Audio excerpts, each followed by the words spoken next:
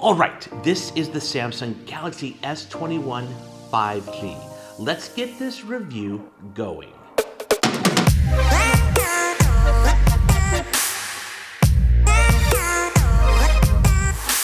The Galaxy S21, along with the Galaxy S21 Plus and the Galaxy S21 Ultra, make up the 2021 S series lineup. The big headline here is the fact that in the US, Samsung was able to cut $200 off of the price of each phone. Clearly this probably wasn't done out of generosity, but to hit that price, especially on the Galaxy S21, trade-offs were made, like the removal of a wall charger and headphones from the box, the removal of the micro SD card slot from the phone, the removal of 4 GB of RAM, the removal of half the pixels from the screen, the removal of Gorilla Glass from the back. I could go on. Even with those sacrifices, the Galaxy S21 and its starting price of $800 in the US is far more interesting and appealing than the S20 of last year. In fact, the S21 lineup has more to distinguish one phone from another. That makes the S21 the no-brainer. You're due for an upgrade phone that you get from a carrier. And yeah, a lot of people are gonna get this phone. Now, I wanna acknowledge the design. The two-tone approach gives the phone an Art Deco sensibility. I mean, okay, Samsung embraced the camera bump majorly, and it made it bigger and more industrial looking. I can almost envision someone at Samsung searching to find the perfect drill press to make the camera cutouts just the right size. The bump seemingly melts into the sides. This purple and gold S21 that I reviewed, called Phantom Violet, gives off some major Mardi Gras vibes. Other Phantom colors for the S21 include gray, pink, white, and there's limited edition Phantom colors of gold and red, which are only available on Samsung's website. The back is polycarbonate, aka plastic. It has a matte finish and feels great in the hand. Now, people have strong feelings about the P word on phones, but the S21 feels well made. It lacks the hollow feel a plastic phone from 5 or 6 years ago might have. Around the front is Gorilla Glass Victus, which we first saw on the Galaxy Note 20 Ultra. As a complete package, the S21 has a very striking design. My only worry would be someone mistaking the microphone hole on the bottom of the phone between the USB-C port and the SIM card tray as the place to eject the SIM card, which, by the way, the S21 has dual SIM card support for both a physical card and an eSIM. Okay, let's talk about the display.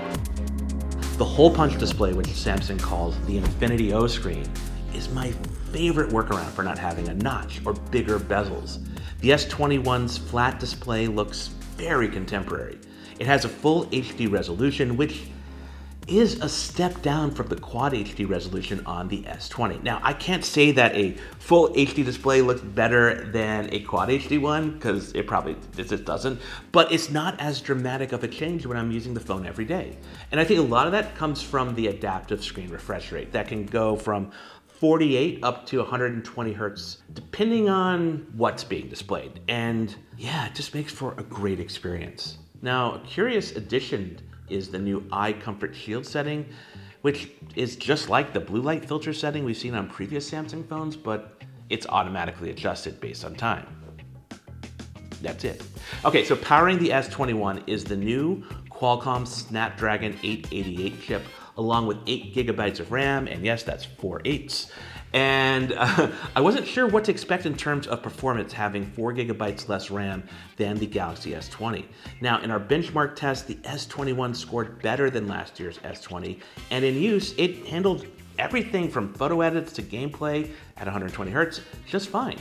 The 888 chip allows for some new features too, like the director's view, which I'll talk more about in a moment. The only tell that the phone was working hard was the back got warm downloading large files like games and videos, or playing a game longer than 20 minutes. One time, I should note that the phone got really hot running the benchmark test 3D Mark. In the battery settings, I had enhanced performance enabled, which targets all apps that aren't games, and 3D Mark is not a game, but it's a benchmark for gaming. Anyway, I turned enhanced performance off and ran 3D Mark again, and the phone didn't get hot. Weird, right? When it comes to battery life, this is definitely a one-day phone, which is on par with last year's S20 that had the exact same size battery. I like having the adaptive refresh rate screen to help keep the battery drain at a minimum. And at the time I'm recording this video, I still have several battery exhaustion tests to run. So check out my written review on CNET.com for updates on that. Now, I want to shout out something I'm seeing more and more on Android phones, and that's software to help optimize and take care of the battery. It can help close apps, as well as lets you set limits of background use of the battery by apps, choose charging speeds for wired and wireless charging, and I think it's really smart, especially if you're going to be owning the S21 for 2 or 3 years. In terms of cameras, well, hardware-wise, they are exactly the same as the ones on the S20, which I found were quite good. So just a quick refresher, on the back are 3 cameras, a wide, ultra-wide, and a telephoto camera. I rather like the ultra-wide on the S21. It might be my favorite ultra-wide camera on Android right now. Now, photos are really good. For selfies, you now have an option for bright or natural, which is excellent. And I want to apologize for how much you're going to see my face, but hey, quarantine times, am I right? I think selfie skin tones look really good, especially with all the face effects turned off. I should say there are people who, well, they really want to have the option for looking the way they want, so there's that. On the backside for photos, autofocus is fast and can switch between foreground and background objects very quickly. In video, autofocus switching isn't as fast, but when it grabs focus, it seems to hold on to it pretty good. In the camera app, when I'm in video mode, I like having a button at the top to toggle between different resolutions and frames per second.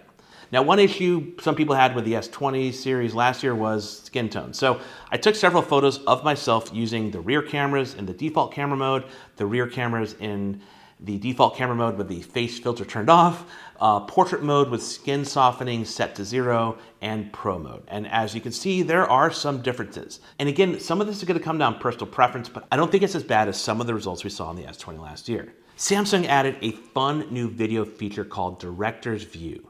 And it allows you to do a couple different things. You can record just from one camera at a time, but get a thumbnail preview of live feeds coming from all the other cameras on the phone. You can also go into a side-by-side format, kind of like vlogger mode. It lets you record yourself via the selfie camera and then what you're seeing or reacting to with any of the rear cameras. And what's great is you can switch between those rear cameras while you're recording. I gotta say, I thought Director's View would be more like a gimmick, kind of like single take, which I think is a gimmick, and that's the one that records photos and videos and, identifies moments and gives you a variety of options. But I could definitely see people who'd want to use Director's View, especially with the kind of control and convenience those live thumbnail feeds give you. It outputs as HD video, and I can't find a way to save Director's View as 4K or 8K. And I would love to see this thumbnail preview interface when recording a 4K video. It would just truly add some professional polish. Let's talk about One UI 3.1, which I really like. You have even more ways to default to Google services like Google Pay or adding the Google Discover newsfeed to the home screen. Small touches like pop-up windows for adjusting audio look clean and modern. And I'm a big fan of how much the software is weighted toward the bottom of the display, which makes one-handed navigation all the more easy. I also got to try out the Galaxy Smart Tag, which you can clip to a backpack or keys. It not only helps track their location, but you can also play an audio alert to find them. Now, this version uses Bluetooth, and the built-in battery will last 1 year, at least according to Samsung, but good news, it's replaceable.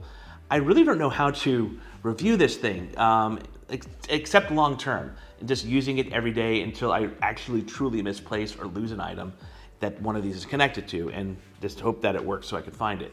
So there.